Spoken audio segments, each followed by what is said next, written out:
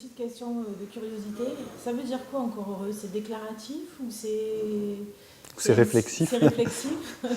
Encore heureux, c'est un peu créé avec une sorte d'angoisse par rapport au monde qui est en train de se transformer et qui se transforme avec difficulté, qui est face à des défis écologiques, sociologiques et politiques qui nous semblent très graves.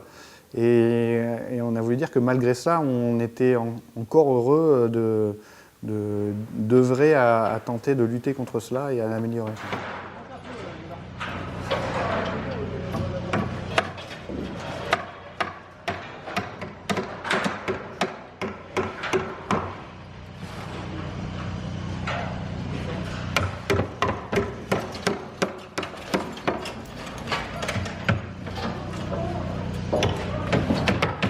Ici, on est dans une zone qui est cette zone intermédiaire qui est sur un chantier habituel, on appelle la base vie, et qui est faite d'Algeco, où personne ne va jamais dans un lieu intermédiaire. Et ici, la force de Pasteur, dans la continuité de l'expérimentation de l'université foraine, c'est de faire la base vie du chantier au cœur même du bâtiment et dans le projet.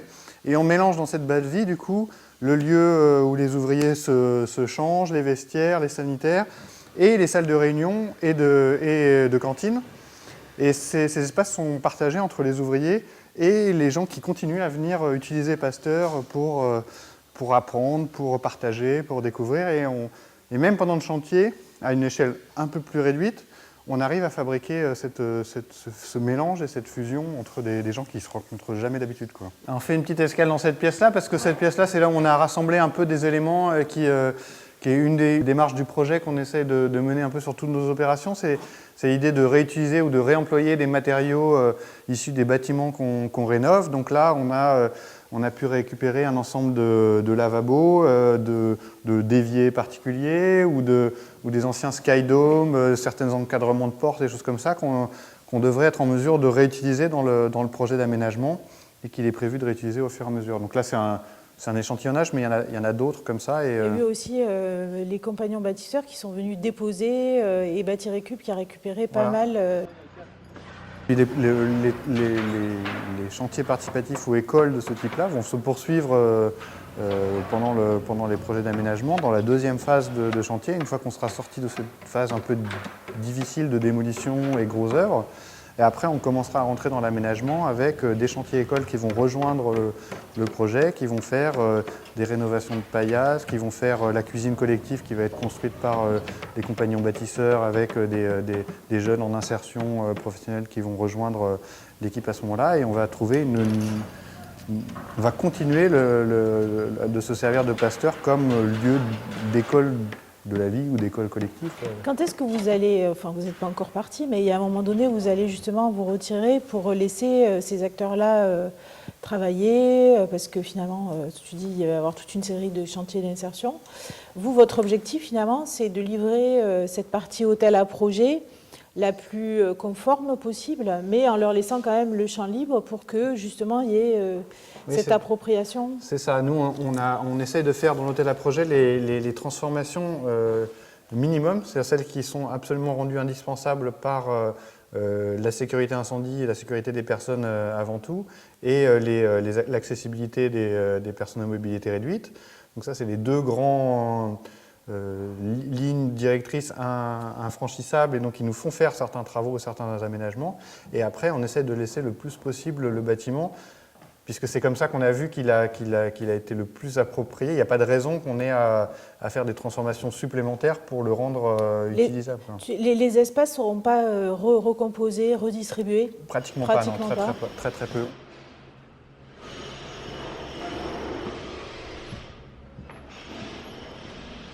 En fait, des fois, c'est plus compliqué de dire on ne démolit presque rien ou on ne cure presque rien que de dire nettoyez-moi tout ça et après je referai du neuf par-dessus. Donc la conservation, mais comme le réemploi, c'est intellectuellement beaucoup plus de travail que que de tout effacer et recommencer. Donc, c'est la fameuse matière voilà, grise voilà, qu'il faut insuffler. exactement. Et il faut accepter de la prendre, de prendre ce temps, cette énergie, des fois pour des choses un peu absurdes, enfin qui paraissent un peu absurdes à celui qui dit voilà, je maintiens cette cloison et j'évite qu'elle s'écroule parce qu'on a dit qu'on la conservait, alors que ce serait plus simple pour l'ouvrier de de la mettre par terre. Mais après, en fait, c'est tout un enchaînement, c'est-à-dire que toute cette cloison par terre, c'est des gravats à emmener. C'est des gravats à emmener où et à libérer comment. Et puis après, c'est une nouvelle cloison à créer, c'est-à-dire à faire fabriquer une cloison en plâtre en Chine, à la faire venir par bateau. Donc tout ce circuit-là, on l'oublie aussi des fois très facilement avec la facilité qui est de casser quelque chose. C'est vrai que casser quelque chose qui est là, c'est le plus facile. Casser et reconstruire, c'est le plus facile.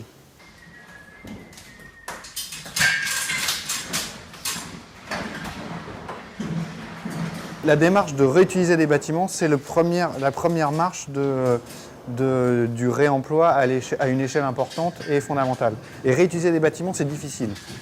C'est pas la chose naturelle. C'est pas les investisseurs, les promoteurs, ils n'aiment pas ça. Ils préfèrent parce qu'on a toujours des surprises et des découvertes. Tout est un peu instable, des choses comme ça.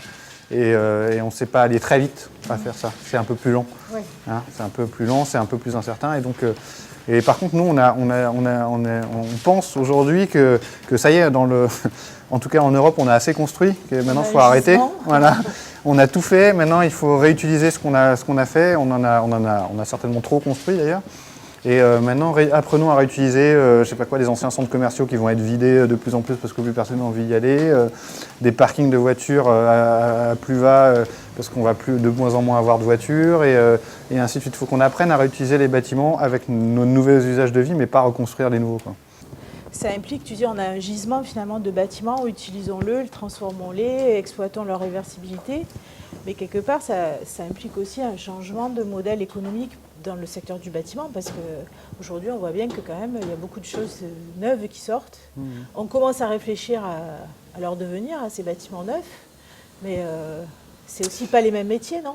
Oui, il commence à y avoir un vrai changement parce que d'abord, on s'en rend compte en Île-de-France par exemple, c'est que le foncier, ça y est, on commence à arriver à Paris par exemple, on arrive au bout. Et par contre, il y a encore beaucoup de mètres carrés non vides dans Paris. Et simplement, ils ont une autre destination aujourd'hui, mais la valeur immobilière étant importante là-bas, et ça va être pareil à Rennes bientôt. C'est que le projet immobilier commence à valoir le coup de transformer quelque chose d'existant. Par exemple, nous, on fait un chantier en ce moment de transformation d'un ancien garage pour faire des logements. Des logements classiques, un très gros parking sur 7 étages en plein 19e arrondissement de Paris, au cœur d'une parcelle qui devait être l'ancienne fourrière parisienne et tout ça. Et donc, un très gros ensemble. Mais jusqu'à présent, il était complètement inutilisé au milieu. Et puis, il y a eu un projet dessus en disant que le premier projet était de dire on va le démolir et on va construire des bâtiments neufs dessus. Et nous, on est arrivé en expliquant qu'on pouvait économiser pratiquement 10 000 tonnes de gravats de béton, ne serait-ce qu'en conservant même la moitié du bâtiment existant et en s'en servant pour installer le logement. Et en plus, on s'est rendu compte que ça permettait de profiter des données de l'existence, et que c'est comme celui-là aussi, le fait d'être tributaire d'un existant, ça a des conséquences sur les formes de projets que tu fais. Voilà. On fait une école ici au sein de l'expérimentation Pasteur. Ça pourra jamais être la même école qu'une école qui a été construite neuve à côté. Elle va être bizarre. Déjà, il va y avoir des classes avec des hauteurs sous plafond très importantes. Elle va être comme ça refermée sur elle-même sur 2 cours qu'on n'aurait jamais imaginé comme ça. Elles vont se donner des configurations complètement différentes. Et puis elle va avoir ce drôle de lien avec des gens qui ont des vies et des métiers différents de ce qu'ils ont, de leurs parents et des choses comme ça. Et il va fabriquer les liens comme ça. Et après, c'est une forme d'atypicité qui peut plaire, mais peut-être pas tout le monde non plus. Peut-être, c'est possible. Moi, j'ai toujours trouvé que les lieux qui portent du sens sont toujours plus habitables que les lieux vides et complètement nettoyés et sans âme. Donc, partant de ce principe-là, j'ai l'impression qu'à chaque fois qu'on transforme un bâtiment existant et qu'on arrive à lui garder des traces de sa particularité, c'est des valeurs ajoutées à l'habitation, à l'usage, à l'école et tout ça. J'imagine ça. Bon, bah merci pour la visite. Je vous en prie.